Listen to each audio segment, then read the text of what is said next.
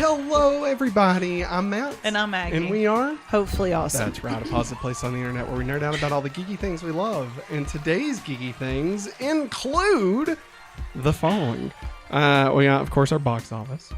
We got some DCU updates, which may include some gossip, Maggie. Gossip. Yeah. I like to gossip. Went back and forth on if we're going to talk about the gossip or not, but so we'll talk about it. We also got some updates on Daredevil in the MCU and some new shows being brought back from Disney in the afternoon in the 1990s. What? Yeah. As live action, maybe involving some statues that come to life at night. But we'll talk about that here in a minute because this is the Hopefully Awesome Show, our weekly podcast where Maggie and I chit-chat about all the nerdy news that you need to know about.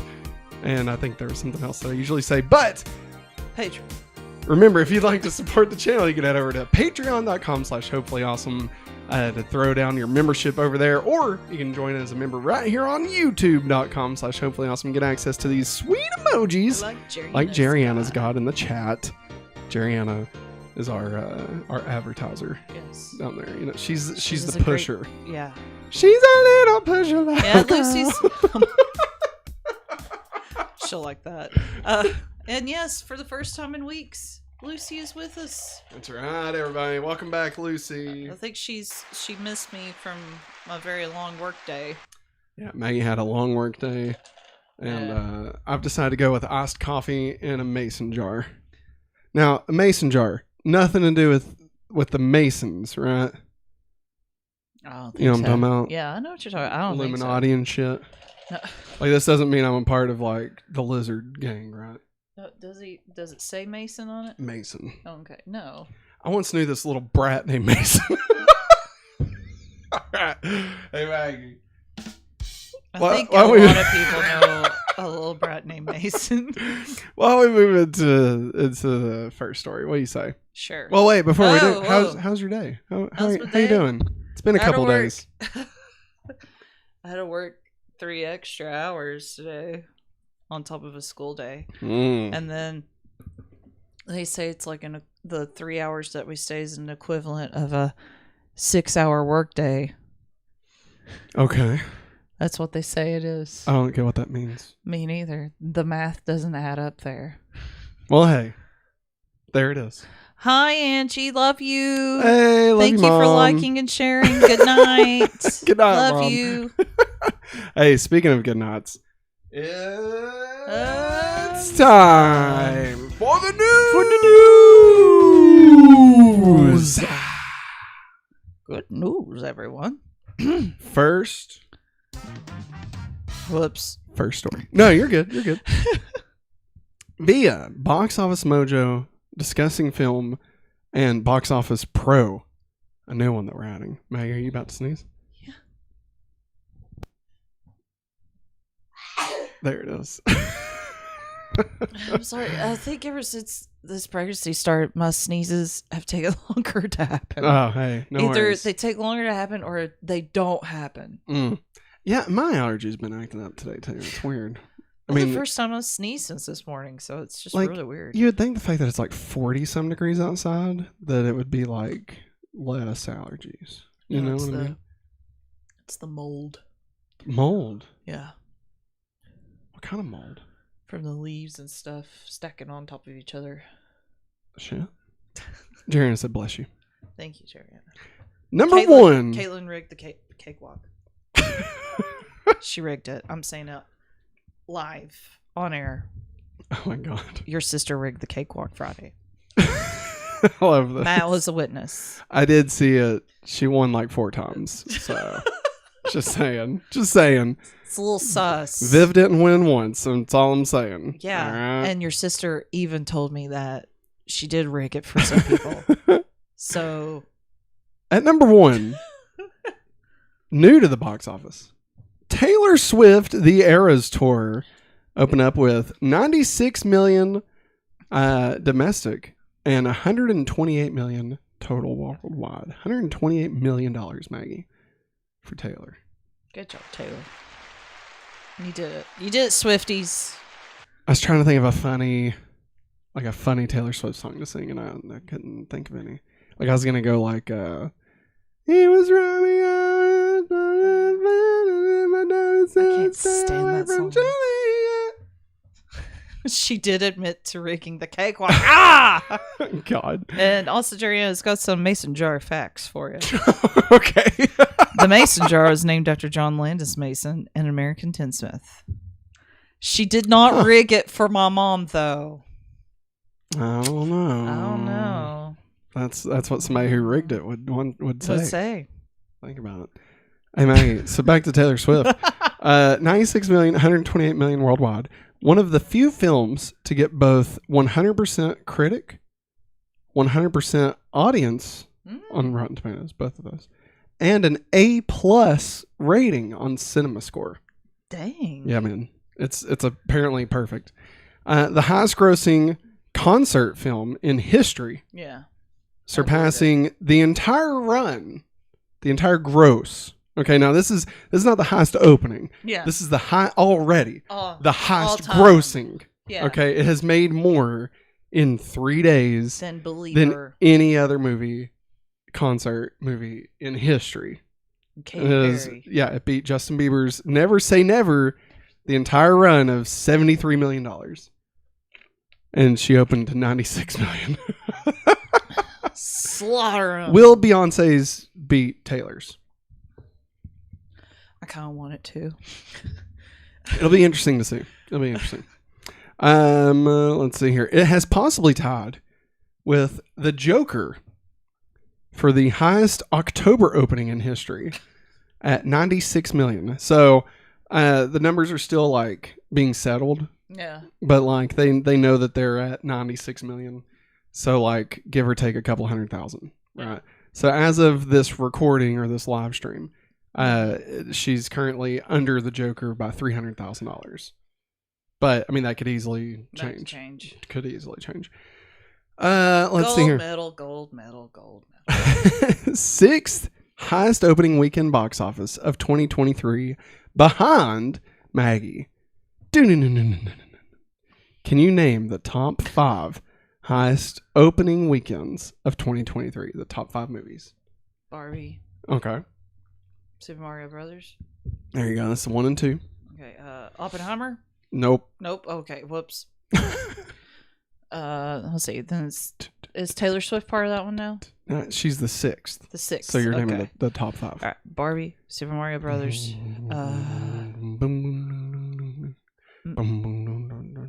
Mission Impossible. Oh no, I'm not doing a hint. I know, but I'm trying to think, and you're singing it. It's well, not. I'm trying to give like some spice for the audience, so that we're not just sitting here watching you think and shut up in dead silence. Mission Impossible. No. God, man. What all did we watch? Sing a happy tune. The Guardians. Okay, yeah, it was number 4. Yeah, Guardians of the Galaxy. Not Elemental. No, not Elemental. It's much more obvious if you think it through. Not The Flash. Stop and think it through. That's what I tell. Just think about it. You'll get it. Students all the time. You'll get it if you think it through. I'll give you 20 seconds. It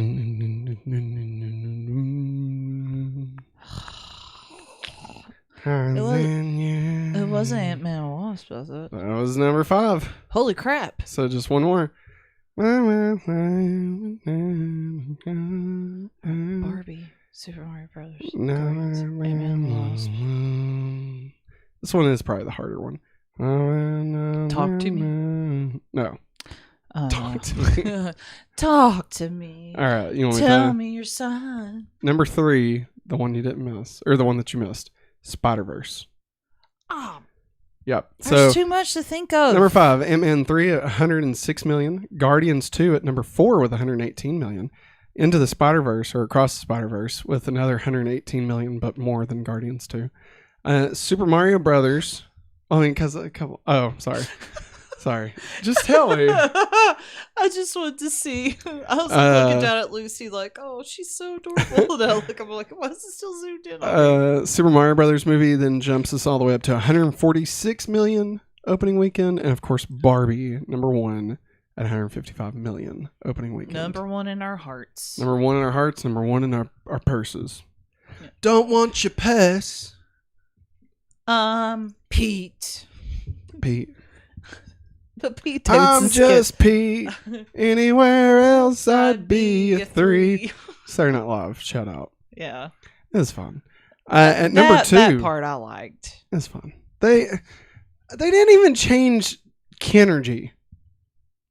Like it literally just says, can you feel the Kenergy? No, it said energy. I heard Kenergy. Oh, that's your brain. But either way, it's still like they didn't even try. Like you're going to take it from Kenergy to energy. Matt, what'd you expect? It's SNL. I don't know. They fucking finally talent? Is that too much? They finally hired animators. Barely. They used Flipnote Studio on the DSi. At number 2, dropping from the number 1 spot, The Exorcist Believer. Whoop, whoop. Added another 11 million, Oh. bringing its total to 44.9 million and 84.9 million worldwide. A 58.5% drop since its opening weekend, which was last week. Yeah. Those believers, they get you every time. I know. They get you. Number 3, dropping from number 2, Paw Patrol, the Mighty Movie. No, how the mighty have fallen. Meow, meow. Added another 7 million, bringing its domestic total of 49.8 million, worldwide gross $126.3 million. Jesus, it's fucking dogs. Don't be dissing them dogs. The fact that this is going to be the highest grossing dog movie of 2023 is insane. What about Strays?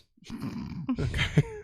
I laughed when I walked past the Blu-rays. It's all Strays. It's all Strays. It's fun. Number 4, dropping from number 3, Saw X added an additional 5.7 million, bringing its domestic to 41.4 million, worldwide to 71.3 million. Iron sharpens iron. At number 5, dropping from number 4, The Creator. Still in the top 5. Adding an additional 4.3 million, bringing its domestic total to 32.4, and its worldwide gross to 79 million. Again, it is the budget of $80 million. Come on. So it's even if it hits 80, it's still not considered a success. I know. So yeah. Number 6, staying in the number 6 slot. So it did not move. Oh, no. A Haunting in Venice. Okay. $2 million. I was saying, oh no, for a different. Yeah, that'll show up. Haunting in Venice added $2 million, bringing its domestic to 38.9, and its worldwide gross to 106 million. Woo! Number 7, staying in the number 7 slot, The Nun 2. Okay, not what I thought it was. Okay. With 1.6 million. Oh no! Bringing its domestic to 83.7 million and worldwide to 257.2 million. Yeah. Hey, and hit them European Catholics. This is what you need to do. You need to keep the nun in mind. Keep the nun in mind. Just keep the nun in mind for when we get into headlines. Okay, just keep the nun in mind. And number 8. Is there going to be a third? No. But maybe the people that worked on The Nun are working on another project. Okay. That has to do with 90s Disney. And statues. She's so pitiful. I love how you're just not even paying attention to anything I'm just saying. They're doing some 90s in the afternoon. Yes, Disney. I know. I'm excited. All right. Number 8, dropping from the number 5 slot. The Blind. I was waiting for those 2 words. So dropped 3 spots, added an additional $1.3 million, bringing its domestic total and worldwide total to 13.9 million. Wait. I'm not going to say anything. I was just it's not open worldwide. It's not open worldwide. Yeah. That's just. I mean, that's probably. I mean, maybe it did. I mean, it just didn't add anything. Wouldn't be the first time. At 9, number 9, staying in the same spot. The Equalizer 3 added an additional $960,000. Denzel. Bring its domestic total to $90.5 million, worldwide gross $176.6 million, and closing us out in the top 10, number 10 dropping from the number 8 slot, Dumb Money, adding an additional $920,000. I was kind of hoping it's keep on coasting. With domestic gross of $12.6 million, worldwide gross of $14.8 million. So, I mean, that's probably fine. Yeah. Considering like its budget, I'm sure wasn't too high. And then still keeping track of this one, number 14 up from the number 15 slot, Oppenheimer. Hey. Added an additional $325,000 this weekend, bringing its gross up to domestic $323.7 million, and its worldwide gross to $942 million. It's hanging around. It's hanging around. Somebody's buying tickets. Once it's dead, we'll stop talking about it. All right. It's not dead. But it might hit $1 billion, and I don't want us to not be there. It just won't die. It's like when, what was his name, Walter Cronkite was filming all the stories in advance in case the president died while he's on vacation. That's what we're doing.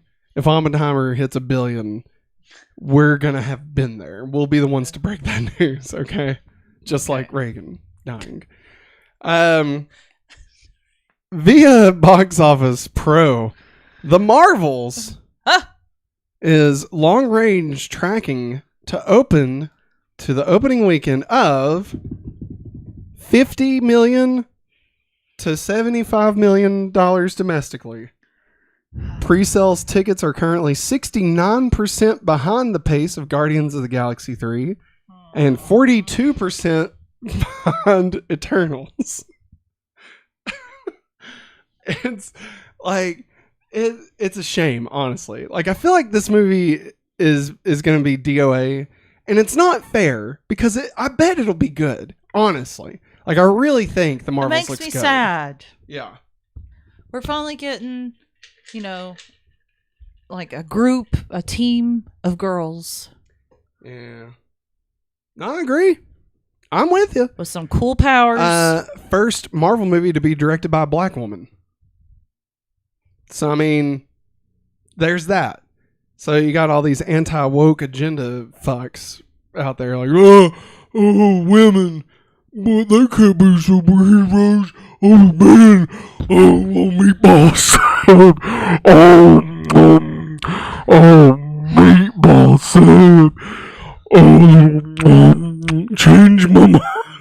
Change my mind. Thank you, Jerry. I won't turn them out. I got nuts hanging off the back of my truck.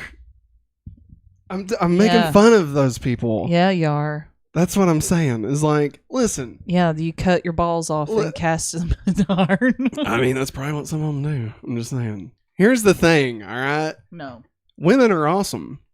And like, you should be happy that there's a woman that could beat the shit out of you. Because that's hot. Why do you think I married her? You better be happy one of the Marvels is like a nuclear weapon. I mean, I think it looks good. I think it looks funny.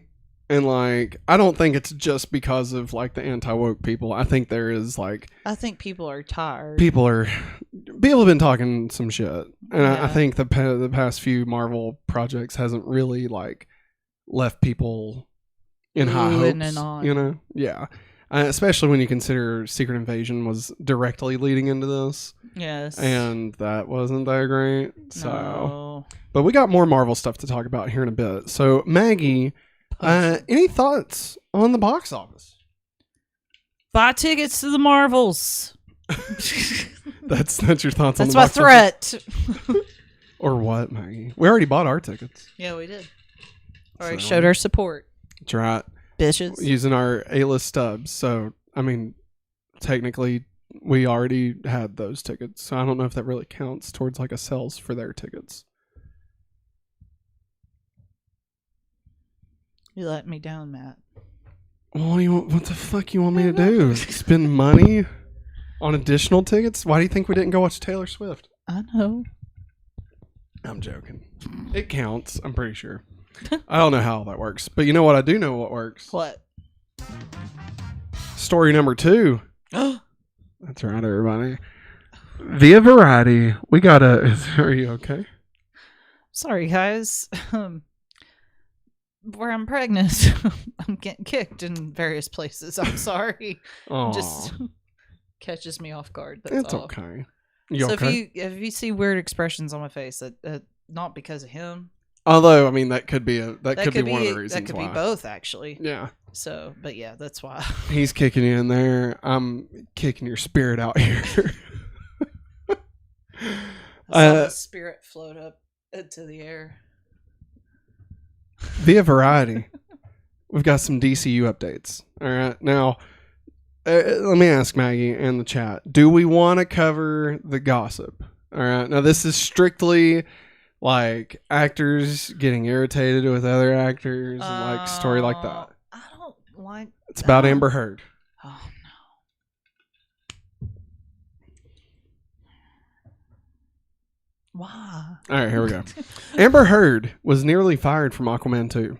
Following Aquaman's release in 2018, the studio and James Wan? Yeah. Decided to drop the actress from the sequel due to her lack of chemistry with Momoa and sent a letter to her attorney informing him of its decision. However, ultimately, the studio never pulled the trigger on firing Heard because her former boyfriend, Elon Musk, had one of his litigators send a scorched earth letter to Warner Brothers threatening to burn the house down if the actress wasn't brought back for a sequel. Well, that explains a lot about her behavior, who she's been dating. So. Okay, let's not go there. I will. I mean, you're not wrong, but let's not go there. Let's go there. Now, all of this teed up the rest of these updates here. So none of the stars that were cast by Zack Snyder for 2016's Batman v Superman: Dawn of Justice and 2017's Justice League, including Ben Affleck, Henry Cavill, Gal Gadot, Ezra Miller, and Jason Momoa, none of them will reprise their roles in the new DC universe in character. Nope. So there's that. Momoa, however, may return, but just not as Aquaman. Sources say the actor has engaged in talks to play Lobo, the bounty hunter, either in the 2025 reboot Superman Legacy, written and directed by Gunn, or in a standalone film. Give him his own film. I mean, you probably could do or a standalone. No, it'd need to be a movie. You don't want to. I mean, they could do a Lobo show, but that's a lot. Because, like, I mean, if they do it practical, that's a lot of makeup to set through for like 9 episodes. Now, if it's a movie, I mean, if they do it CG, then I mean, the budget would have to be cut down to be a complete CG character the whole time. Which I think, you just put makeup on him. I think he'd look fine. I don't think there's much you have to like sculpt on him much. Yeah.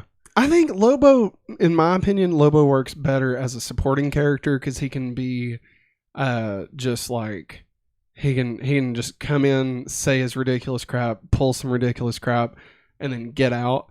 And like it doesn't have to mess with the rest of the story. You don't have to work about like character growth or anything. Like a punchline. Kind of like kinda. Trying to think. I don't know. I've got nothing. So he's a cooler bounty hunter than Kraven. Kraven's not a bounty hunter. He's a hunter, though. Yeah, he's a hunter. He's not a bounty hunter. That's different. Dog's the bounty hunter. Boba Fett is a bounty hunter. Dog. All right. Freak dog. Hey, man. You want to get saved? Jesus fucking loves you. That's what he would do. That's what he would do. I know he would. The few times I got to watch it. My mom loved Dog. She did. She did. Anyway, I would watch a Lobo movie. I do think watching Lobo show up and stuff would be more fun to begin with, and then spur him off into his own. I don't know if spur is the right word there, but we'll use it. But I mean, obviously, I think Jason Momoa 100% fits the part of Lobo. I could see him with the red contacts and black hair, gray skin, he'll all be black leather, and riding on a space motorcycle and like spike studs. Yeah, he'll be great. I could see him kick the shit out of Superman. Like that'd be fun. What? Because this last one's a doozy. So what? No, I just thought of him. Like, what was it he said on Justice League? Oh God. Dorks? No, not dorks. It's SNL. Are you talking about Aquaman? Yeah. Dressed like a bat. No, I can dig it. Nope, not that one. My man. That one. You could say that's a Superman. Wow. Was it worth it, Maggie? Was it worth it, Maggie? Let me work it. It's down there. You missed a spot. All right. What's the big news? However, some on the lot are convinced that another company, most likely Universal, will buy Warner Brothers within 2 years, making recent DC subplots and upheavals feel quaint. Huh? Universal buying Warner Brothers? Yeah. I mean, here's the thing. That's really weird. I think here's what you do. You fat the calf. Fatten the calf. Fattened. Not fat the calf, God. You fat the calf. Fatten. All right. And then you start divvying it out. All right. Carve out like, oh, here's DC. All right. Here's Warner Brothers. Oh, here's your HGTV. Here's your CNN. And like basically, I think here's Zaslav's plan. Okay, you bring them all like the most profitable that they've been, which they're not. So he's already failing at his plan, but that's the goal, right? And then you say, hey, I don't need all this shit. Tell you what, Universal, you want to get in the comic game? Guess what? Here you go. You already have Harry Potter in your parks, and now you can have the Harry Potter movies also. Look at that. Oh, what's that? Oh, you want some Batman while you're at it? Well, here you go. That's Zaslav talking to Universal. All right. That's what I'm saying. Like, I think I could see this happening.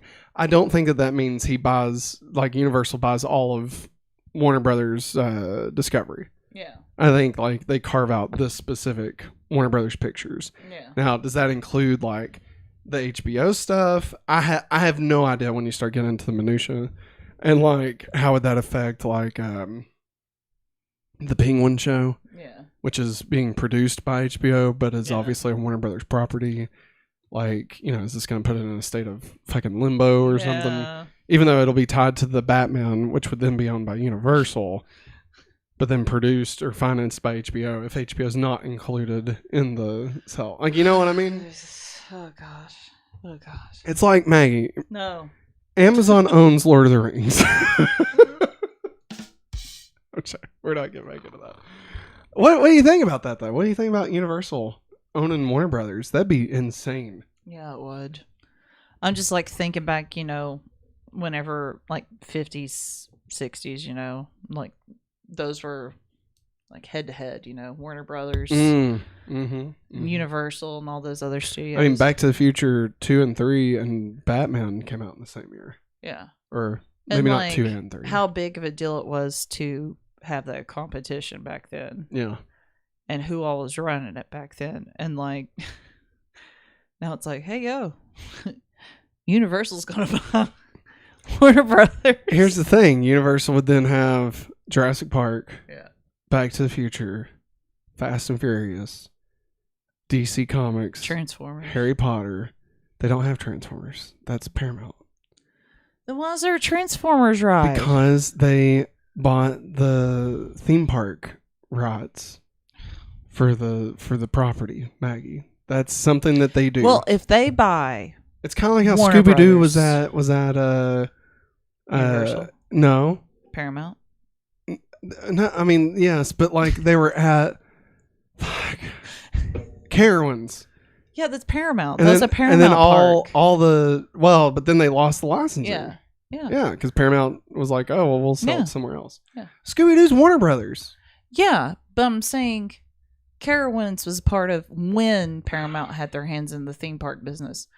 It was part of Carowinds and... But they were licensing it. They didn't... No, it's not... No, it's not like Disney World, where like Disney owns the theme park. Yeah. It's like... They had their hands in it. They didn't have their hands in it. They had... Carowinds had their hands up their ass. They licensed the characters out. Like how Harry Potter's at Universal right now. They licensed the characters out. Okay. Or like Marvel is at Universal. Okay. Which shows they're not real. That's not... Yeah, that's right. They're not real. It's fake Marvel. Have you seen that fucking Green Goblin? Fucking Have you bullshit. Have you seen that Spider-Man? Have you seen his dick? If I could, I'd pull up that picture. Talk about a radioactive bug bite. All right, Been Maggie. a mosquito. Last question here. Would it be good or bad? I don't know. I mean, on the one hand, Zaslav would not have his hands on any of this anymore. And it seems that Universal, at the very least, is still interested in making movies. Yeah. I mean, you compare them to like Comcast and Yeah. I mean, well, they are Comcast. They are. And like Peacock and all that. Yeah. I mean, they have parks. I mean, it would be cool to see like somewhat of a rival to Disney as far as like IP and parks and stuff. Like, if they move themselves in the correct way, they could be like the Sega. Like, if we're talking 90s, they'd be like the Sega to Disney's Nintendo. Yeah. Like, they could be the cool kids, Which they are getting Nintendo. Yeah, I mean, well, there you go. They got Nintendo Land, and think about it. Now you go to the islands, the Venture Park or whatever the hell, the new one. Islands of Adventure. No, the new one. It's like the Realms or something. Oh yeah. And like they could have Gotham. Oh god. They could have Westboro. Get rid of the newspaper comic book land. They can have Westboro Baptist Church. No, Westboro's. What the fuck is that? The Game of Thrones. They can have Game of Thrones. They can have a Space Jam. Holy crap. You could have a Minions Looney Tune crossover. It's true. Think about it. I mean, think about the animation division that could exist if you put Illumination with Warner Brothers Animation. And like we would actually, like they want to make cartoons. Yeah. Warner Brothers not interested in making cartoons anymore. No, they're not. Holy fuck, Maggie. The Iron Giant. The Iron Giant could exist. Yes. As like a walk around character. Oh god, that'd be terrifying. Kind of like this And it's Vin Diesel. It's already Vin Diesel. That would be a man eating Superman. Come on. I always forget. You know what? I'm going to say it. Universal buying Warner Brothers, good idea. I know, listen, I know corporate mergers are bullshit and like capitalism. A lot of people are going to lose their job and it's a bunch of horse shit, right? Like I get that. Believe me. But I feel like Zaslav's going to either piecemeal this bitch or dive it into the fucking ground, all right? Yeah. So, I mean, at least somebody will have a hold of it and maybe be able to do something with it. And they could probably keep James Gunn. I bet James Gunn will still stick around. Are you leaving? Say goodnight. So long. Farewell. Good night, Lucy. All right. Next story. Bless you. Via The Hollywood Reporter. I did a TikTok about this earlier this week. Yes. Daredevil hits the reset button as Marvel overhauls its TV business. So this one's a little bit of a walk. So everybody just hold on to your bungholes. Launched during the pandemic with a playbook. What was that? I said, hold on into your bunkholes. Oh. I'm glad we stopped. It made you laugh. It did. Launched during the pandemic with a playbook to shoot $150 million plus seasons with no pilots, the Disney unit is undergoing growing pains and seeing the logic of traditional TV culture. Marvel quietly let go of Daredevil head writers Chris Ord and Matt Corman, and also released the directors for the remainder of the season of Daredevil. As part of a significant creative reboot for the series, the studio is now on the hunt for new writers and directors for the project. Sources say that Corman and Ord crafted a legal procedural that did not resemble the Netflix version, known for its action and violence. Charlie Cox. I was trying to think of his name. Charlie Cox didn't even show up in costume until the 4th episode.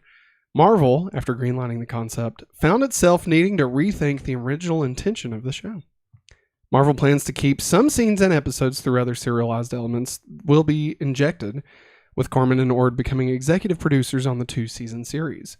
Vincent D'Onofrio spoke about this, about them releasing the writers and directors, and said, quote, "We're going to bring forward the best series we can. Every cool project I've been involved with has evolved constantly during pre-production, production, and post-production. It's simply a bunch of creatives doing their best to get it right. I wouldn't have it for any other way. Frankly, I'd be worried if we were settling for less." It's got a point. Oh. We'll pause right here because this is where it shifts into more Marvel stuff, as opposed to just focused on Daredevil. Mate, how do you feel about this? I mean, I thought at first it sounded a little bit crazy. Yeah. Like just reading that they're scrapping the entire I'm like, season that they've shot. Like, huh? We're wasting more money, guys. But now that you said all that, I mean, even Vincent D'Onofrio is even saying, hey, this could be even better, or more awesome. And I mean, I'd be pissed if it was like, if like Daredevil was getting canceled. If they were just like, nah, well, you know what? Let's just not do the show at all. Like, that would be terrible. Yeah. But the fact that they're seeing it, it's not the quality that they're wanting, and so they're redoing it 4 episodes in. I mean, that's good. Yeah. That's what you want, Like, I mean, does it suck that the people that wrote and directed it and put their hard work and time, like, that sucks. And honestly, that is a failure on Marvel not realizing from the get-go that they weren't getting what they were wanting out of it, But I mean, so that part of the situation sucks. But as far as like just the Daredevil show being good, I think it's good. I think that's the right thing to do. Otherwise, it would suck. Yeah. And like, I'm not so much worried about like him not being in the suit for the first 4 episodes. Like that doesn't bother me. Mm-hmm. Well, it would bother me if it was just not good. Yeah. And like a procedural, like a courtroom procedural, would probably be good. Yeah. Would it be a good Marvel show? I don't know about all that. Maybe. I'd be open to that. But also, I just want Charlie Cox as Daredevil. That's the main thing. We got Charlie Cox apparently over the weekend dressed up as Bluey. So. Yes, we did. And it was beautiful. Apparently he had already spoken into the universe. That he wanted to cosplay as Bluey. Hire Charlie Cox for the Bluey movie. Whatever. Whenever that's going to be. Let him be the Keanu Reeves to Bluey's SpongeBob. All right? Yeah. All right. So this goes on to say, Marvel has made 50 hours of TV programming since January 2021. 50 hours. Dang. They have eschewed the traditional TV making model.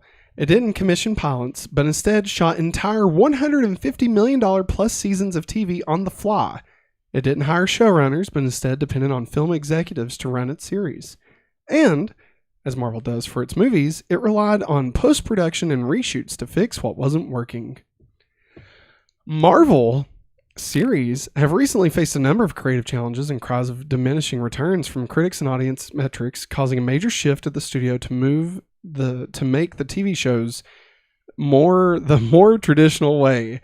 As it moves forward, Marvel is making concrete changes in how it makes TV. It now has plans to hire showrunners Would you imagine that? It is also revamping its development processes. Showrunners will now write pilots and show Bibles, which means they're going to think it through. Hallelujah. The days of Marvel shooting an entire series from She-Hulk to Secret Invasion, then looking at what's working and what's not, are done. The studio plans on leaning into the idea of multi-season serialized TV, stepping away from the limited series format that has defined it. Marvel wants to create shows that run several seasons where characters can take time to develop relationships with the audience rather than feeling as if they are only there as a setup for a big crossover event. About time. We want people to watch the shows because they love the characters. It should work, he says, beyond the fact that it ties into another project or if they're going to be in a movie or if it's setting up an Avenger film. And lastly, this is the last piece of Marvel news. Via the Watch Pod, Marvel is looking at using Avengers Secret Wars to soft reboot the MCU. We have a quote from Kevin Feige sort of implying as much. All right. Thoughts? Wait, hadn't you said it could have been a reboot, Secret Wars? And I think also Eric Voss, a bunch of other people. I mean, I think that's been pretty much the consensus. The Secret Wars would be a good spot to kind of wipe the slate. Yeah. Now I don't know if it's going to be. I don't think it's going to be like a hard reboot. No.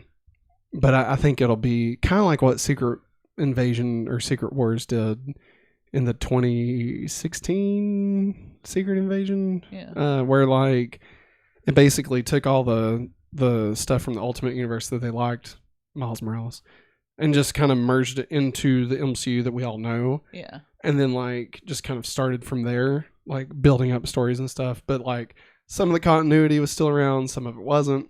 Yeah. I think it'll be a little bit more clear cut than that.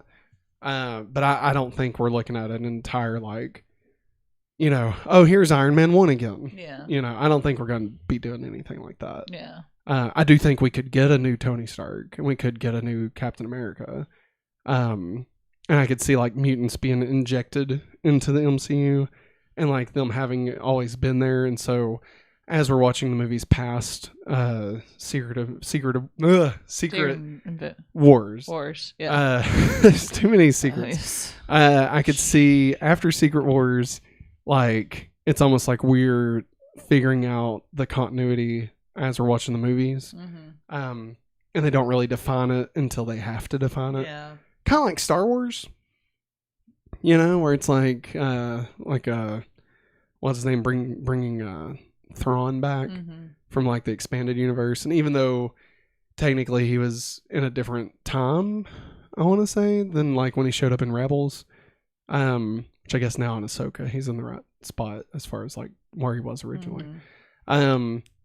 But like, like they're taking that and making it a part of it. And like, we didn't know Thrawn was continuity until they made him continuity. Yeah. So I feel like that's kind of the thing, like for all intents and purposes, you can watch this as if it's a sequel to everything that we've seen, but they could also say something that contradicts what we've seen, and that would just imply the new status quo of the Marvel universe. Like if Tony Stark is alive, or and not even like, this just in, Tony Stark is alive. Yeah. More like, oh yeah, I gotta run over to Tony's real quick. And like just a throwaway line. Yeah. Like I could see them doing that as opposed to like just a hard reboot. I gotta go to little Tony's. Wow. But as far as everything else, any other thought? Showrunners and all that. I think. Sorry. Hey, you're fine. My back's hurting. I'm really glad that they've woke up. Yeah. And smelled the coffee at the TV division. Yeah. Because I did not know that they were going into it like that. It does explain a lot, doesn't it? God, that sounds awful. Like a movie's one thing, Yeah. But like a TV show, I would go and do reshoots. Especially when it needs to be serialized, Yeah. Like that's just a bad idea. Now, I will say I'd be remiss to not bring this up. Apparently, in the strike, the new things that they accepted, that one of the things was having a showrunner and having like, depending on how many episodes there are in a show, depends on how many like riders you have to have in the room. Yeah. So like it could also be not so much as them realizing it as much as they're being forced to. Yeah. But I think, honestly, I think it's a little bit of this, a little bit of that. I think they realized there was an issue and that this is probably the way to solve it. But they also are legally obligated to do that as well. You know? So it's kind of like an alcoholic who, like, you know, they went to jail for drinking and driving and, like, they got out and they're like, I'm not going to drink and drive anymore. Yeah. But like, which is good because they know like, oh, that's bad. I shouldn't do that. Yeah. But like, they also legally can't drink and drive anymore. You know, I feel like that's what Marvel's doing. They're drunk drivers. All right. Any other thoughts on this? All right. You ready to get into headlines? Yes. Headlines, everybody. So right off the bat, scuttlebutt. Nice. Right off the bat, we got some new release dates for you coming out this week. On Friday, Spider-Man 2 for the PS5 and Super Mario Wonder for the Nintendo Switch will both be out on Friday, October 20th, 2023. Which one Matt will play?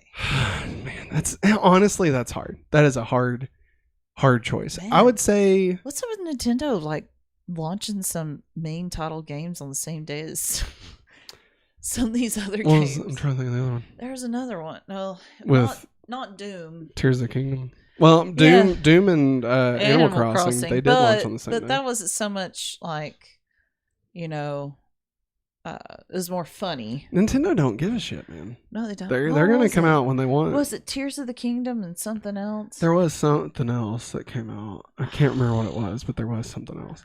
Honestly, I think it'll depend on Viv. Like, I think Viv will be, like, when we first get home on Friday, Viv will still be awake and stuff. And, like, if we do decide to play anything, I think it'll be Mario.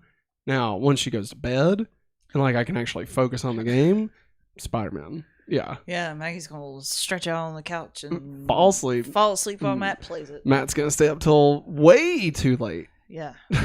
and then be like, I don't want to go to Sam's. The next I'll be like, yeah, you are. But see, what sucks is then we got Killer of the Flower Moon on Saturday. And like, that's 3.5 hours of just the movie that I'm not going to get to play Spider-Man, which means that's a solid 5 hours of just no Spider-Man. No, poor. I know, man. It's hard. Baby Matt. It's hard. It's hard out here for a player. Poor baby Matt. Via The Hollywood Reporter. Yeah. Gary Dauberman. Gary Oldman. And James Wan's Atomic Monster. Best known for their collaborations on the hit Annabelle horror movies. Yes. Have teamed up to remake the 1990s cartoon Gargoyles as a live-action series for Disney+. Dauberman wrote Annabelle Creation, and Annabelle Comes Home, which were produced by Atomic Monster and are an integral part of Wan's The Conjuring universe, the highest-grossing horror franchise of all time. He also penned the Conjuring spinoff, The Nun. That's it. Maggie. Wow. You are the Gargoyles fan here. Wow. How are you feeling? Guys, that was just like a funny rumor months ago. Yeah. It was the Kenneth Branagh. He was going to direct the live action Gargoyles movie, but now we're actually getting a show? A live action series for Disney+. What? Now, I will say they did also do another live action series for a now defunct streaming network titled DC Universe. Yeah. It was called Swamp Thing. Oh. They did that. Didn't some people like that? I can't remember. I mean, some people like everything. Oh, no. Yeah, and it lasted all of 5 episodes before it got fucking shit canned. Maggie's gonna sneeze everybody here in just a second. Oh, It went away. I hate pregnancy sneezes. It sucks. Wow. So that means they're going to kind of make it. Well, I mean, it was not as dark as Batman the Animated Series back in the 90s. Yeah. But it still had that serious tone to it, and like they fought and stuff. It was in the same atmosphere, same area, and like I think that's your microphone. Yeah, it is, and the remote. But I don't know, just it just cracks me up because like I remember as a cartoon, and like you didn't see blood or anything. Yeah. You saw him fighting, like scratching at people and stuff because they had big old claws and stuff. Yeah. And swooping down and picking up people. But like seeing that live action, that's going to be scary. Do you think they'll bring Jason Alexander back? He was in the Hunchback of Notre Dame, honey. That's different. That's different. Gargoyles. He was a gargoyle. No, he wasn't. This is Disney's Gargoyles. We do this. Is this Disney's Gargoyles? Is it? Hunchback of Notre Dame. No, that's not the question, Maggie. Afternoon, Matt. That's not the question, Maggie. And yes, it Disney was. There was a Hunchback of Notre Dame cartoon series. That's awful. Maggie. Is this Disney's Gargoyles? Yes or no? Yes or no? What they're doing. Yes or no? Is this Disney's Gargoyles? What they're doing. Do I need to show you pictures? No, I need you to answer yes or no. I need to show you pictures? I'm reclaiming my time. Reclaiming my time. Is this Disney's Gargoyles? Yes or no? Do you need pictures? Yes or no? You're saying Maggie, that James Wan and this guy... I'm just asking, is this Disney's Gargoyles? Yes or no? It is, but it doesn't include Jason Alexander's gargoyle. Did Jason Alexander play a gargoyle in a Disney movie? Yes or no? Yes, he did. All right. Rest my case. Has nothing to do with it. Rest my case. Has nothing to do with it. Rest my case. Has nothing to do with it. That's for me. No, it's not. Liar. Big phone. All right. Are you excited for this? Yes, I am. Next story. I should be this excited. I mean, do you want to say anything you're hoping for? I don't know. I just hope. And I don't think it'll. I think it'd be like Percy Jackson.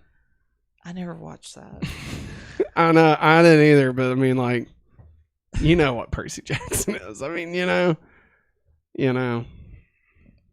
Could have been the next Harry Potter, that's all I'm going to say. Yeah, it could have been, and it wasn't. There's a reason. So, allegedly, they actually had this in the works long ago, back in like 2010. Yeah. Alongside another movie. And they were like, oh, we'll develop these at the same time. This one will go first. And then, depending on that, we'll tweak this, and the second one being Gargoyles. First one being The Sorcerer's Apprentice. And it fucking bombed. So they were like, never mind. It bombed. So you could have had this 13 years ago, Maggie. Justin Long and Nicolas Cage. I'm a sorcerer's apprentice. No.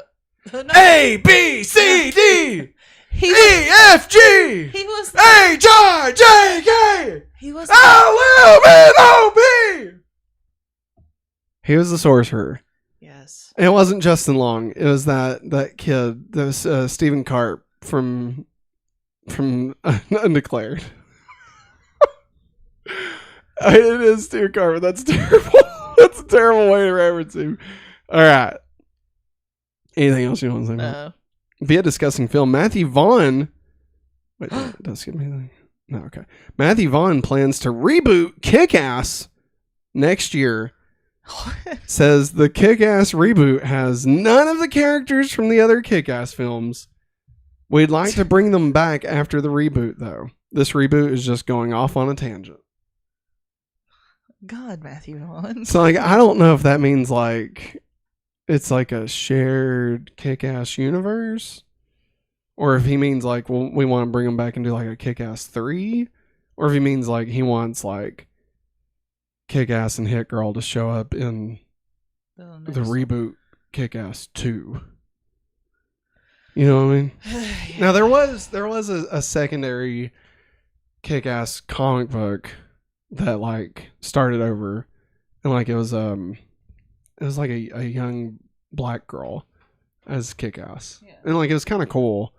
I don't think I actually read it, but I remember like seeing the pictures and stuff. I mean, like I'm confused. And it was just called like Kick-Ass. It wasn't called Kick-Ass 2 or anything.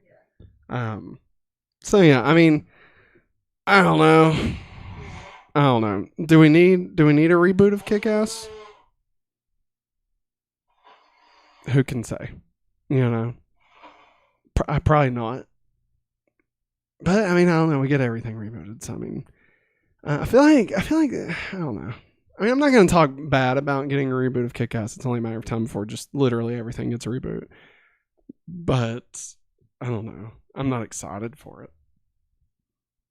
I'm not either. I just watched it for the first time, a month ago? Yeah. And it was fun. Like, yeah, it was still funny. Like, well, I do want to rewatch the second one. I haven't watched it since theaters, but I didn't like it. But I want to give it another go just in case it was me more than the movie itself, you know? But yeah. Yeah. Any hopes for the reboot? I don't know what I would hope for. So. Yeah, I know, right? If it's just the same story, it feels pointless. Yeah. So, I mean, hopefully they change it enough. And he's also working on another Kingsman movie. Of course. Via people. People? Like a group of people? No, like people outside? Like People Magazine, I guess? Yeah. Okay, yeah. Henry Selick. Tom Selleck's son? Says it might be more interesting to do a Nightmare Before Christmas prequel than a sequel. Says there might be a more interesting story there about how Jack became the king of Halloween Town. Is the name of the town Halloween Town? Yeah. And Christmas is Christmas Town. Wait. So wait. Is Halloween Town the Disney Channel original movie the same Halloween Town from Nightmare Before Christmas? I'm not answering any more of your questions like that, Matt. Is Halloween Town a Disney movie? I'm joking. It's not, right? Like, they're not supposed to be the same, right? No, they're not supposed to be the same. Have you seen Halloween Town? Once, and I never really could get into it. Wow. And I knew people that were obsessed You with didn't it. like Marnie? I'll tell you, the only person I liked that was Debbie Reynolds, the grandma. I remember she had a bag that, like, she'd, like, whistle out. And it acted like a little dog. I don't know. I remember the boy with the glasses and just being like, God, fuck this little kid, man. God. Yeah. God. I mean, I was like 12. Maybe. No, I was probably like 9. I was more of a Xenon guy. Or, well, child still. Again, I was like 9. Hey, Maggie. Hey, Matt. Via Apple. Yeah. Phil Lord and Chris Miller's The After Party has been canceled by Apple TV Plus after 2 seasons. Let me rest in peace. Let me rest in peace. Let me get some sleep. Let me take my love and marry her in a hole 6 foot deep. I can lay my body down, but I can't find that sweet release. Let me rest in peace. Oh, so you're not staying then? I mean, honestly, second season wasn't that great. Like, the first season, they nailed it the first season, you know. And, like, the second season, they didn't really have anything else to say. Like, they did all they needed to do. I would have rather have seen, like, this idea, like, this premise kind of go into, like, a whole different thing, you know? Like, the telling stories from different points of view in different film styles. I would have rather have seen that, like, almost like what Flanagan does with, like, House on Hill, or Haunting of Hill House, Haunting of Bly Manor, Midnight Mass. Like, all of these are, like, similar, but they're all very much standalone. I would have rather have seen something like that for the After Party. Okay. Via Rotten Tomatoes, Killers of the Flower Moon debuted with a 98% rating out of 80 reviews. And it will have the biggest opening of Martin Scorsese's career, not money-wise, but... Career. No, like amount of theaters it's opening in. The largest opening for him. With 3,500 theaters. Wow. Yeah, that's a lot. It's a big one. And it's an R-rated movie, and it's 3.5 hours long. So, I mean, like, the fact that they're giving it 3,500 theaters, and it'll be streaming on Apple TV Plus at some point. Yeah. Like, it's just wild. I mean, good for him. Deserves it. Good job. Via Best Buy. Best Buy plans to stop selling physical media such as 4K Blu-rays and DVDs possibly as soon as the end of Q1 2024. Goodbye to you. Goodbye to all the things that I knew. You are the one that I used to collect. One thing that I tried to hold on to. I just want to know, where am I going to get all my Disney Steelbooks now? Amazon. Fine. Via All Grown Up Psych podcast with 10 Buick. I swear to God, this is real.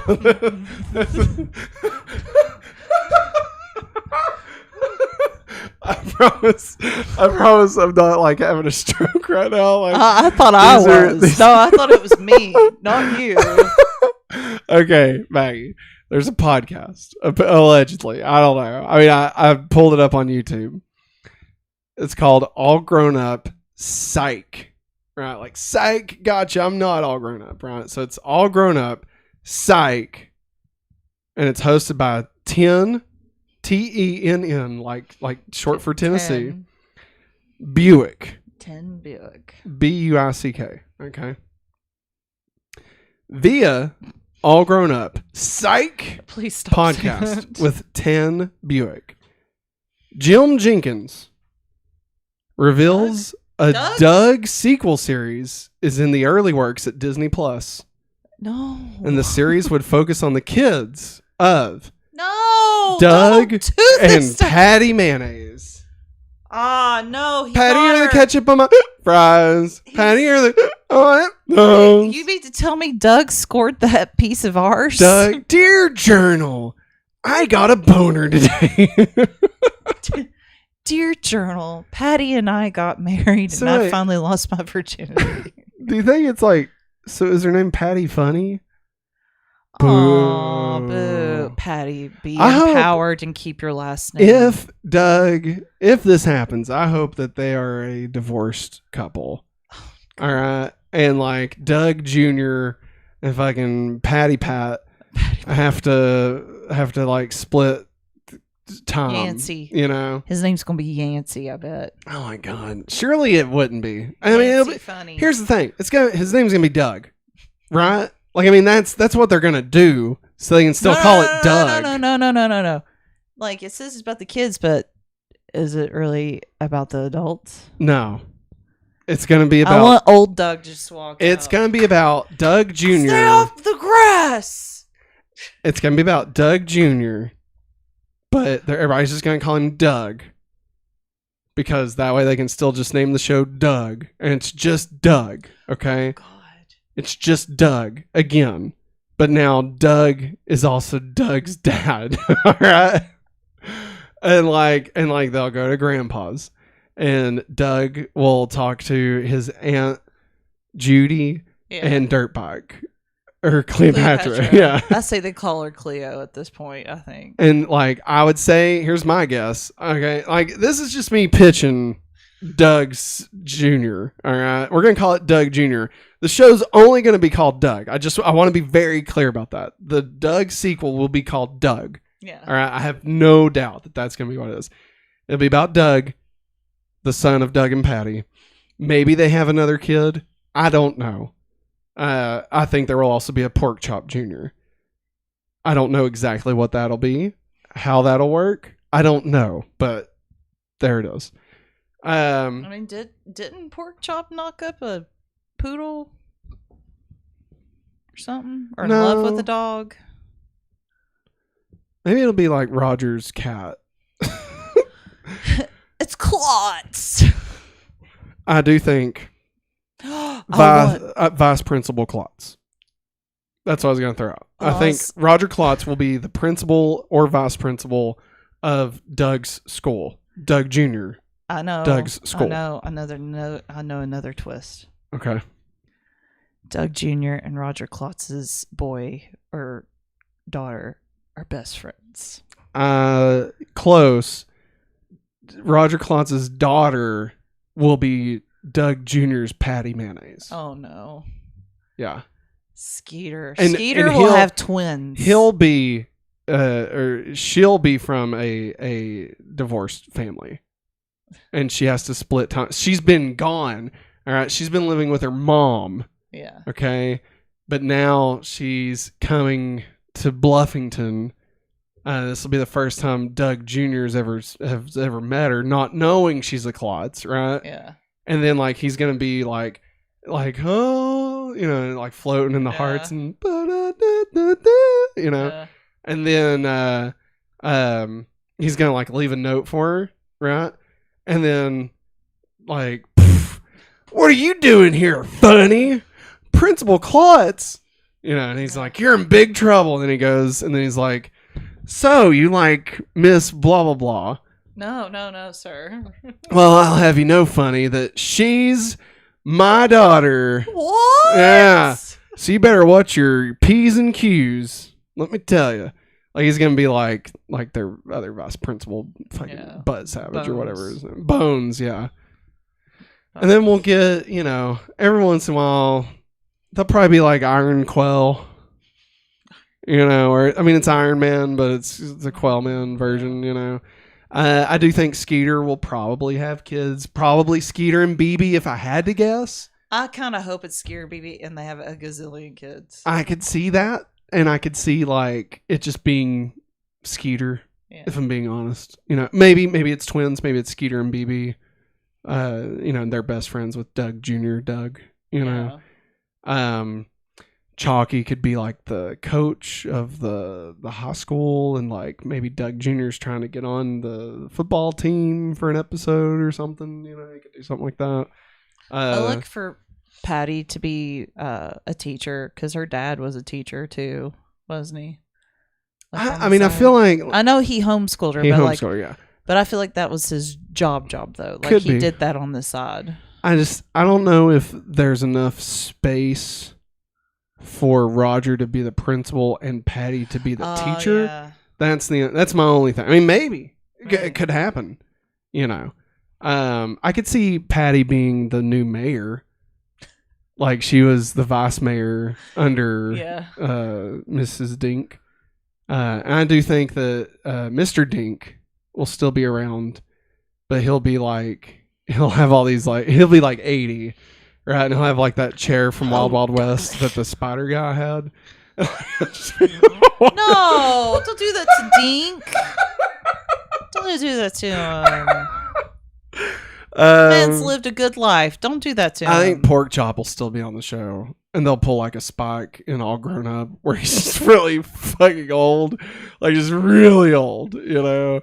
And like there'll be another puppy or whatever, and like that's Doug Jr.'s Pork Chop, right?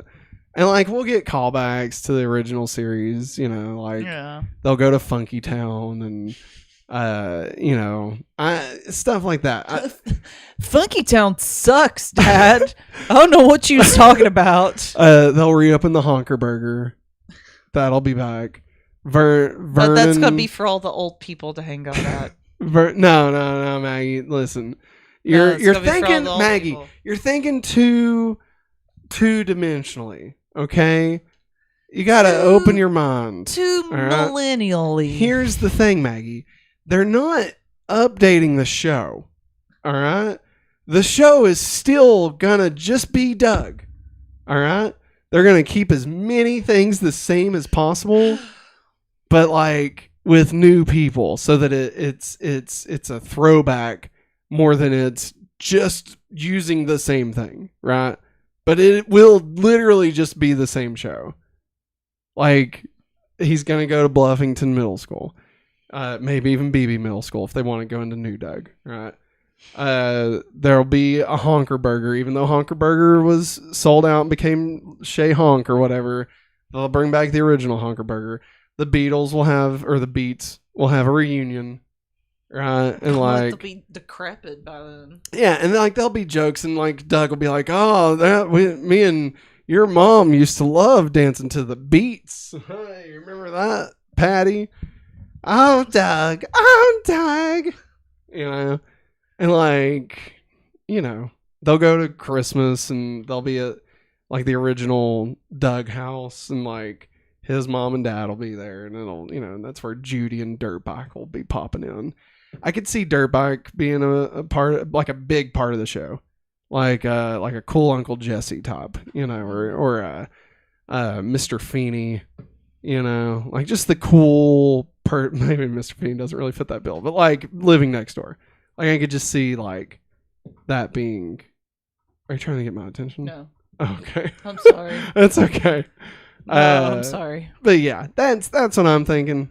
I think that's what you do with a Doug Jr. Doug show. Yeah. That's it.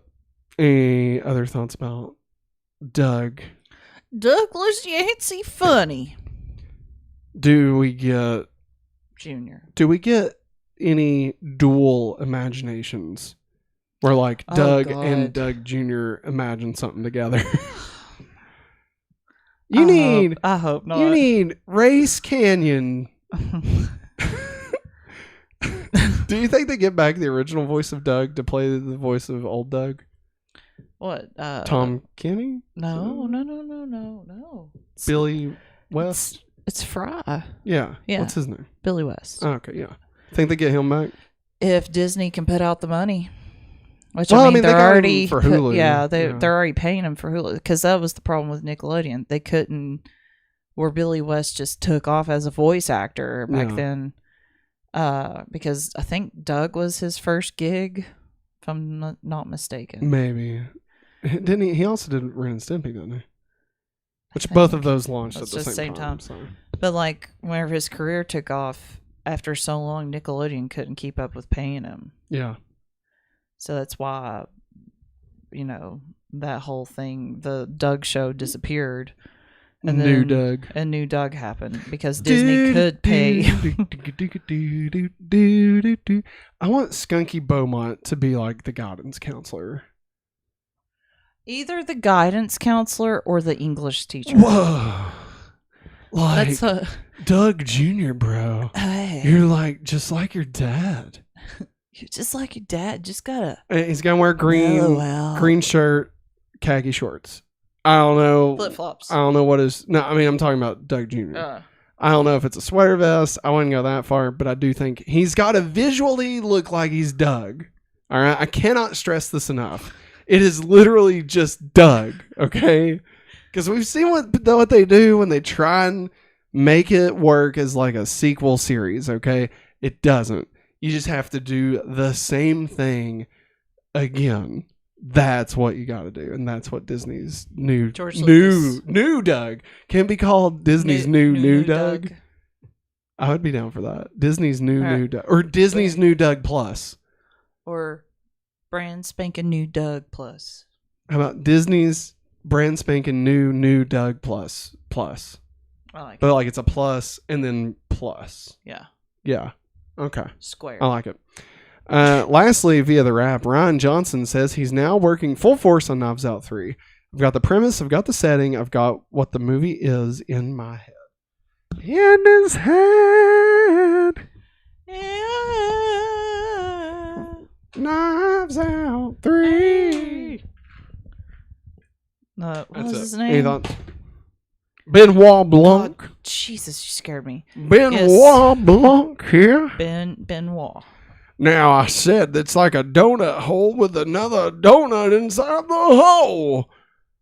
I sit on you. Foghorn Leghorn? Now Clarkery. No, wait. Anything Smallville? else you want to say about that before we get into the main topic? No. My contact's like going. I think I broke the thing. Uh-oh. Oh, hello. Can we still be heard? It just says rim shot. So I don't know if it's still working. It's possible here in a minute that it's going to start making music just randomly. I don't know if it's still recording or not. It says it's got the red light on, so here we go. It's stuck on rim shot. I know, that's what I'm saying. So it'll either don't push anything. I've already pushed like 5 buttons. So if it catches up to itself, we may hear like 5 things hit all at once. Okay. It'll scare us. It's time for the main topic. Ba-da-da-ba-bow. Fall of the House of Usher. Just hit Netflix over the weekend. And this is the new show from Mike Flanagan. If this is your first time watching one of these, we are currently doing non-spoilers. We will go into the spoilers during this review. Yeah. But when that happens, we will flash spoilers on the screen. Everything okay? Yeah.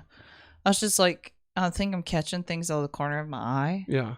While I'm trying to fix up like my notes. Oh, okay. Yeah. And like it's messing with me. But we'll put up this right here, spoilers. Yes.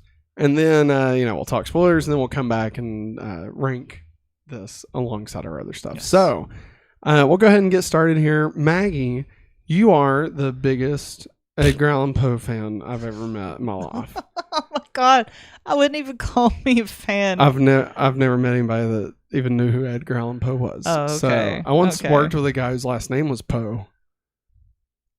And Greg's friend's name is Poe. Okay. So that's it. That's it. So Maggie. And Poes that you collect. How did you feel about Fall of the House of Usher? I think, excuse me. I think it was a really good, combination of everything that Edgar Allan Poe had written. A lot of things, a lot of poems, a lot of short stories. Excuse me. Oh, sorry.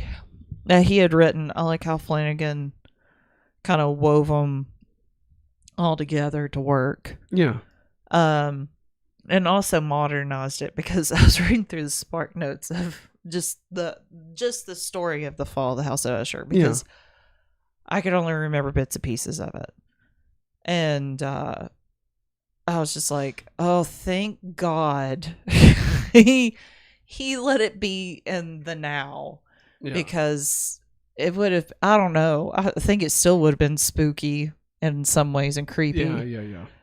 But I don't think it wouldn't have hit as hard as it did. Yeah, I could see that. Sorry. No, you're fine. But I overall enjoyed it. I really liked it. I'm with you. I don't know. It doesn't give you the it didn't give me the heebie-jeebies like it did Hill House. Yeah, for sure. Like, this is Hill definitely House, a tame show for you. Yeah, Hill House creeped me out. Yeah. Like, I was talking to somebody at work today, and I said that it's kind of like the show is almost like Final Destination, but not funny. Yeah. Where like it's not scary. Final Destination isn't scary. Yeah. Because it's so over the top, it's almost laughable, right? But this treats it very sincere, and it's still just fucking horrible things, right? Yeah, it is. But it's not like traumatizing. No. Like I didn't need to watch something nice to clear out the mood of like Midnight Mass or something. You know what I mean? Like, it's a really good show. I mean, honestly, it's maybe one of the best shows made, like, in general. Yeah. It reminded me a lot of like Succession, oddly enough. Yeah. Succession with a morbid spin. Yeah. But I mean, it was really good. Like, I didn't expect it to be like a crime drama, and I didn't expect it to be just what it was. Didn't really know what I was in for. And, once we started watching it, we finished it, obviously. I like that it's a little on the ambiguous side of things, which we'll talk more about in spoilers. But it not in like a irritating way. No. Like, it's definitely, I'll save it for spoilers. But no, I loved it. Honestly, Flanagan never misses. It's insane how high quality his stuff is. Oh, yeah. Our current ranking for Flanagan stuff is Midnight Mass at number 1, Hill House at number 2, I think Midnight Club, and then Bly Manor. Yeah. And like, just, all of those are just fantastic. Yeah. I think Midnight Mass is maybe a perfect show. Like, I I can't think of literally anything. And that show has like stuck good. Yeah. And like, even though I wouldn't say this show like hits that level, it's still, I mean, just a perfectly made show. Mm-hmm. Yeah. Not one wasted moment, you know. And like especially when you're balancing, I mean, look at all these people on here.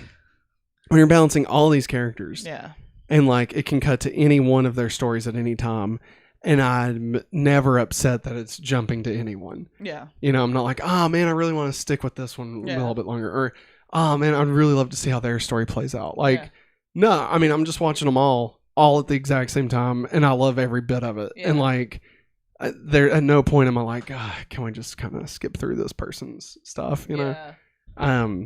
And like, even though the show kind of begins in a spot that leaves you to think like, how could there be any kind of tension for the show? It still does it very, very, very well. It almost reminds me of Lost a little bit, where like it's like you're trying to figure out the mystery while you're watching it, you know. But yeah, I thoroughly enjoyed it for sure. Before we get into spoilers, is there anything else you wanted to say? No. So I would say if you're okay with like R-rated stuff, because I mean, it is visually, there are some visuals in it that are, I'm not just talking like sex and stuff, I mean like blood. You know, some blood and stuff, and also language. Yeah, and language for sure. I mean, it's that comes with the territory. Yeah. I mean, I would say it's probably on par with like Midnight Mass as far as like just what that included as far as like sex and blood and, you know, language and stuff. So I mean, if that didn't offend you or whatever, then I mean, you know, as long as you know what you're getting into and that seems fine by you, I think it's definitely worth watching. Yeah. If you're on the fence because it's Edgar Allan Poe and you're afraid like, it's going to be, you know, it's going to be quaint and it's going to be in like, you know, 1800 style and stuff, like, don't sweat any of that. Like it's nothing like that. It is very much modern. Like I said, it's very much like Succession. Yeah. But totally different from a Succession, you know? Yeah. So yeah, I would definitely highly recommend the show. 100%. Yes. We'll definitely be coming back and adding it to our ranking for the fall of 2023. But before we do that, we're going to talk a little bit about spoilers and talk about the references that happened and different things about how it ties into Edgar Allan Poe. So, that being said, let's get into spoilers. I can't really do the... Here, spoilers. How about I play this? This will be for spoilers. Raider!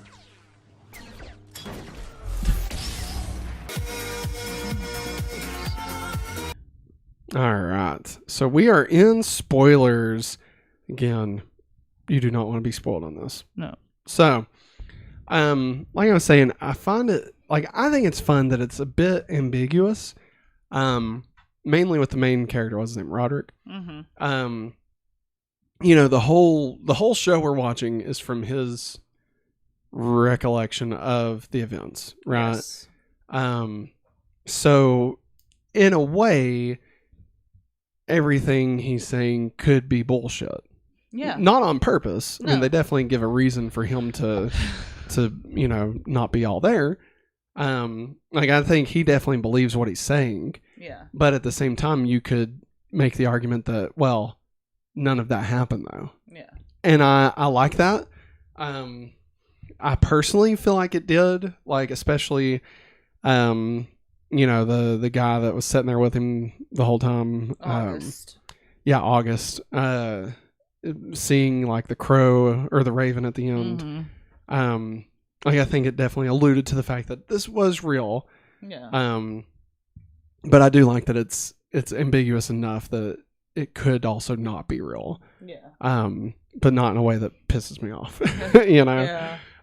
Like, I just like that there's that piece. Because he's kind of a, what's it called? An unreliable narrator. Yeah. You know? And so I like that a lot. And I think the jump scares while he's telling the story and stuff are really cool. Just some fantastic stuff. I think my favorite I think my favorite death, if I'm being honest, is probably the guy that like really tormented his wife, and then like Oh yeah, he snorts the not shade. yeah, and is paralyzed, and like the thing's just slicing him. Jeez, man! Like, I mean, listen, he deserved it. Like, yeah, he did. He sucked, and then like seeing that play out, like I was happy that he was getting like the worst possible death. You know, like it honestly, it kind of reminded me of Girl with the Dragon Tattoo, where it's like somebody's just awful, and then they get their comeuppance. You know, and like even though it's nothing like the Girl with the Dragon Tattoo. Yeah. Like it just reminded me of like I had that feeling of like satisfaction of seeing someone that sucks get what's coming to them. I had that same exact feeling in Girl with the Dragon Tattoo. Did you've got something pulled up there? Did you want? Yeah, I got the summary of just the short story of the Fall of House of Usher, and like a lot of the things that you see and what they say is he pulled from the story. Okay. But this is just a summary because the actual short story, my friend Jeriana can vouch for me. We, in 7th grade, had to rewrite every paragraph in our own words. Oh, jeez. And so you had to plagiarize. That was your homework. No. Like, I'm joking. I know. No, I had to be put into today's English. Gotcha. But like, there's a narrator that approaches the house on a dull, dark, soundless day, and that was said at the beginning. But it never says who the friend is. Okay.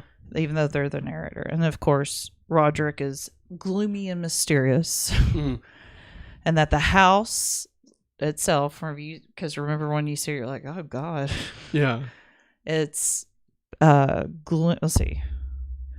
Seems to have absorbed an evil and diseased atmosphere from decaying trees and murky ponds around it. He notes that although the house is decaying in places, individual stones are disintegrating. For example, the structure itself is fairly solid, and there's only a small crack from the roof to the ground in front of the building. And that Roderick requested his company, that he is feeling physically and emotionally ill, and so his friends rush into him.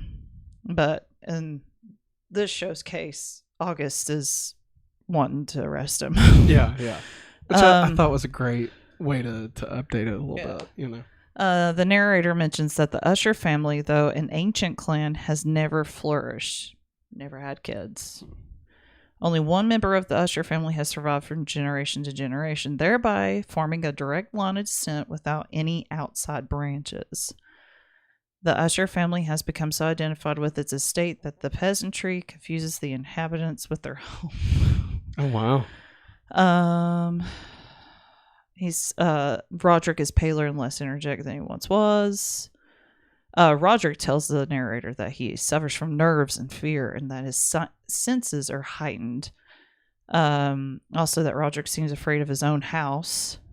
And Roderick's sister, Madeline, has taken ill with a mysterious sickness. The loss of one's control of one's limbs. Holy God. That the doctors couldn't reverse. But Madeline in this, she didn't have anything wrong with her. Yeah. So this is just interesting. And his friend stays there for days trying to cheer him up. Nothing works. And then Roderick says that he has a theory about the house itself is unhealthy. Madeline dies, and Roderick decides to bury her temporarily in the tombs below the house. So that's where my brain was going. I was like, okay. God, they're going to bury, the mom. They're going to bury Madeline down there in that house. God. That's where my brain was going because that's where all the crazy crap happens. Yeah. And then Roderick, he was afraid that the doctors would dig up Madeline's body for scientific examination, in which they were digging up bodies. Fortunato was because of the drugs. Yeah. The narrator helped put Madeline's body in the tomb. Let's see. Oh, and that Roderick and Madeline were twins. Okay. And let's see. Okay, I'm trying to remember. Oh, you're fun. I'm sorry. I'm trying to like really speed read. Yeah. You're fun. Okay. Roderick reveals that he has been hearing sounds for days and believes that they have buried Madeline alive and that she is trying to escape. Oh, God. So when he did the mummification on her at the end, that's kind of a hint to that. Okay. And then let's see. He yells that she is standing behind the door. Okay. Madeline stands in white robes, bloodied from her struggle. She attacks Roderick as the life drains from her, and he dies of fear. Huh. Narrator flees the house. As he escapes, the entire house cracks along the break in the frame and crumbles to the ground. And I will say, the old black and white movie of this, they did not let that happen. And somehow a vortex formed in the ground. Because we also had to watch the movie after we did the story and stuff. Okay. And like I was like, why was this why was this vortex here? So whenever wherever August came out of the house, it's like, okay, this is it. What are they going to do here? Yeah. Nah, they went with the original ending, which is fine. But also how he weaved the poem The Raven into it. Yeah. And used all the different names from everything. Because like I could not remember. I was like, was there kids involved in the Fall of House of Usher? I couldn't remember. This, and also that story is written in 1839. That's crazy. And Annabelle Lee, God, I can't think of the actor's name. Well, how about I've got a lot of stuff in reference to everything to do with like the names and the episodes and stuff. So as we go through this, like stop me as we're kind of talking about it. Yeah. If it like pops in your head and you can kind of give us more details or whatever. Okay. So let's get into Edgar Allan Poe references. Part of a bigger universe. You just don't know it yet. You become part of a bigger universe. You just don't know it yet. That's right, everybody. We're doing this, guys. We're going to do names first. So, Roderick and Madeline Usher. The names come from the siblings in The Fall of the House of Usher, tell about an eerie mansion. Verna, the character, is inspired by the Raven from Poe's narrative poem, The Raven. Note that Verna's name is an anagram for the word Raven. Huh. That's cool. August Dupin. The name comes from the amateur detective C. August Dupin in the stories The Murders in the Rue Morgue, The Purloined Letter, and The Mystery of Marie Roget. He also represents the famous narrator of The Fall of the House of Usher. Arthur Pym, Mark Hamill, the Usher family fixer, with a very eventful backstory, is named after the character of the novel, The Narrative of Arthur Gordon Pym of Nantucket. Wow. Frederick Usher, the name of the eldest Usher child, comes from Frederick, Baron of Metzengerstein, the cruel scion at the heart of Metzengerstein's Poe's first tale to be published. Maury Usher, Frederick's wife, gets her name from the scholarly title character of the story, Morella. Lenore Usher, the name that rhymes with Nevermore, comes from The Raven. Tamerlane Usher, the lifestyle influencer, gets her name from the poem Tamerlane, in which the title character is a warlord with a broken heart. Oh, wow. William T. Wilson, Tamerlane's fitness, built. Fitness-loving husband, gets his name from the story William Wilson. Victorine Lafourcade. Vic's full name comes from the story The Premature Burial, a favorite topic of Poe's. Oh, yeah. Camille L. Espinania. The Usher's ruthless PR head, gets her name from the story The Murderers in the Rue Morgue. Napoleon Usher, the gaming influencer, gets his name from Napoleon blah blah blah, the young narrator of The Spectacles, who learns the hard way that he shouldn't be too vain to wear his glasses. Prospero Perry Usher. This unfortunate club kid gets his name from the story The Mask of the Red Death, and you'll see why. Annabelle Lee, Roderick's first wife, gets her name from the poem Annabelle Lee and symbolizes the common theme of lost love in Poe's work. And so now we've got kind of a breakdown episode by episode. They get less and less as we go because like most of the references, So episode 1 of Midnight Dreary. The episode title comes from the opening lines of The Raven, Once Upon a Midnight Dreary. The name of Usher's Fortune 500 company, Fortunato Pharmaceuticals, comes from the story The Cask of Amontillado. Longfellow, the name of the murdered CEO of Fortunato, is named after another poet during Poe's time. Eliza, Redrick and Madeline's mother, is named after Poe's mother. Her story of being buried alive is inspired by the premature burial. The name of the addictive drug Ligadone is derived from the short story Ligia. Victorine's story and death are inspired by the Telltale Heart, and the animal testing that she does on chimps ties back to the murders in the Rue Morgue.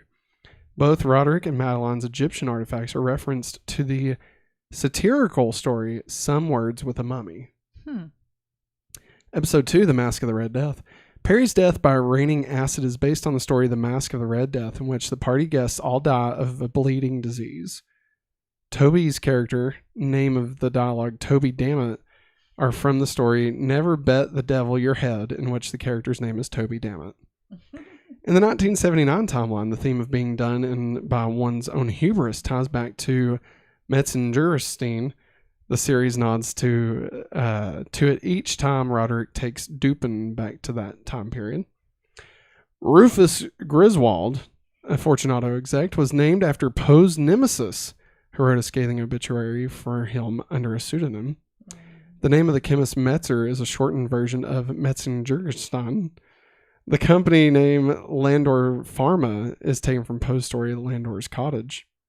The idea behind Madeline's AI software comes from the modern version of death by entombment, which was a common occurrence in Poe's work. The idea being that your mind is uploaded to a cloud-like database, but your body is gone.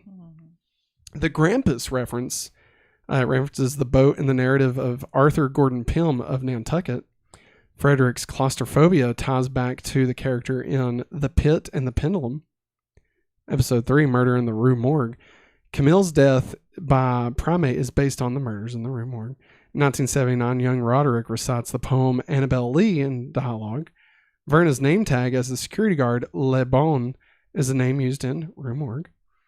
Episode 4, The Black Cat. Leo's death is based on the story The Black Cat. Dr. Brevet is named after a character in The Man That Was Used Up. Episode 5, The Telltale Heart. Victorine's death by stabbing her own heart is inspired by the story The Telltale Heart.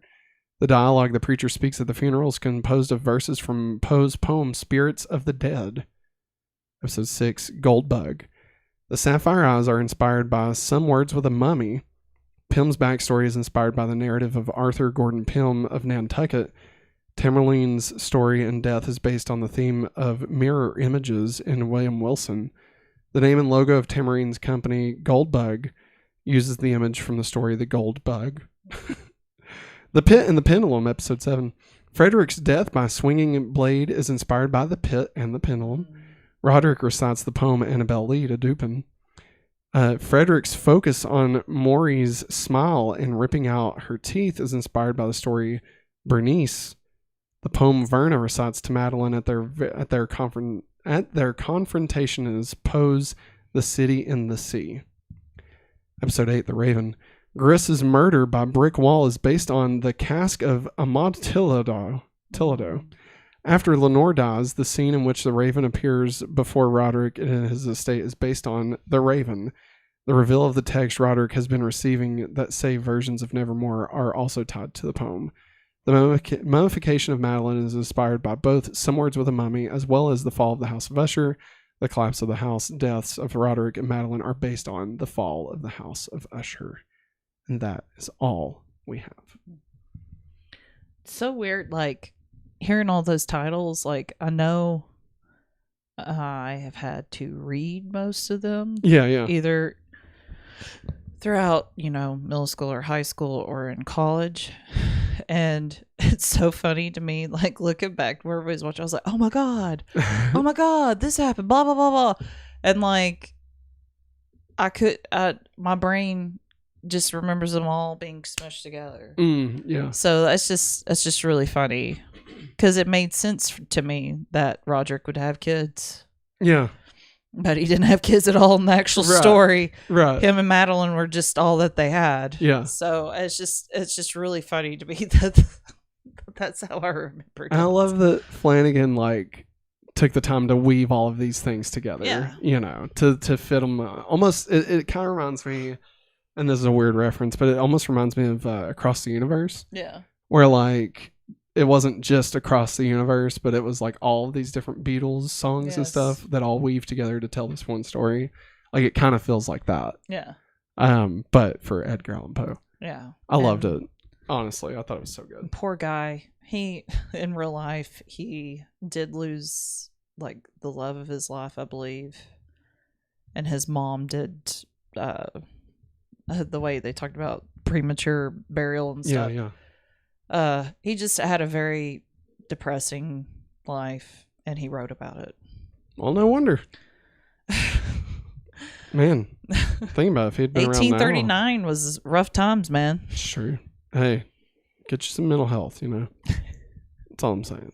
I'm being serious. I know. It would be helpful. No, it would be helpful. No, never mind. I was going to make a joke. I won't make a joke. So, now, let's get into our ranking for the fall of 2023. And we're out of spoilers. No more spoilers. I can't do the Bum, thing bum, bum, again. bum, bum. So, currently, we are going to add the Fall of the House of Usher to our ranking for fall 2023. Currently, the ranking is at number 9, Paw Patrol 2. Number 8, A Haunting in Venice. Number 7, Love at First Sight. Number 6, The Creator. Number 5, No One Will Save You. Number 4, The Nun 2. Number 3, Ahsoka. Number 2, The Exorcist Believer. And at number 1, One Piece. Maggie, Why? where are we putting Fall of the House of Usher? This is awful. You want me to start it? Yeah, you start. Number oh my 1. God. Number 1. Number 1? It's not even a question. It's number 1. Easily. Oh, man, I have a hard time. Easily number 1. It's just my child heart. I get it, but I mean, but this is. I agree with you though. Probably going to be one of the best shows of the year. Yes, I mean, agree. If this doesn't make the top 10 of our list of the year, I'll be shocked because I mean it's solid. It is a solid show. Number 1. Mm-hmm. I'm sorry, right. I would have talked, but I had to yawn. No, you're fine. Here we go. We'll add it on here. All right, your new number 1. The Fall of the House of Usher. Not that Usher. All right, your new ranking. Number 1, The Fall of the House of Usher. Number 2, One Piece. Number 3, The Exorcist Believer. Number 4, Ahsoka. Number 5, The Nun 2. Number 6, No One Will Save You. Number 7, The Creator. Number 8, Love at First Sight. Number 9, A Haunting in Venice. And number 10, Paw Patrol, the Mighty Movie. The first 2 movies on our personal list, not movies, shows, Netflix shows. Yeah. Yeah. Is that crazy? Oh, you mean the first 2 things on our list are both Netflix shows? Yeah, that's a bit wild, honestly. That doesn't happen. I wouldn't have pegged that, especially when you got Star Wars and stuff on there. It's wild. I mean, Loki season 2. Yeah, we'll see where that lands. Yeah, but just to say that the Fall of House of Usher and One Piece were done beautifully, perfectly. Yeah, both really, really well done. Yeah, honestly. And now we'll also add Fall of the House of Usher to our Flanagan list. So, of course, number 1 was Midnight Mass. Number 2 was Hill House. Number 3 was Midnight Club. Number 4 was Bly Manor. Mm-hmm. So, Maggie, where do you want to put Fall of the House of Usher?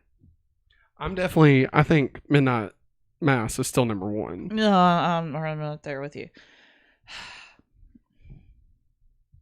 I want to say number 3. That's honestly where I was thinking. Because because the Hill House was the first one we watched of anything of his. Yeah. And it's great. Still to this day, just I will think about the crooked neck woman. Oh yeah.